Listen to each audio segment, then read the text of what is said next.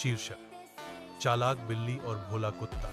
एक गांव में टॉमी नाम का भोला कुत्ता और मीना नाम की चालाक बिल्ली रहते थे। एक दिन दोनों को रास्ते में चीज मिली। टॉमी बोला, चलो बराबर बांट लेते हैं। मीना बोली, ठीक है, लेकिन पहले मैं गिन लूं। वह हर बार चीज को काट कर थोड़ा थोड़ा खुद खा जाती। टॉमी देखता रहा। आखिर में सिर्फ एक टुकड़ा बचा।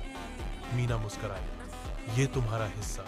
टॉमी हंसते हुए बोला, अच्छा है, कम से कम दोस्ती तो बची। दोनों हंसते हुए चले गए।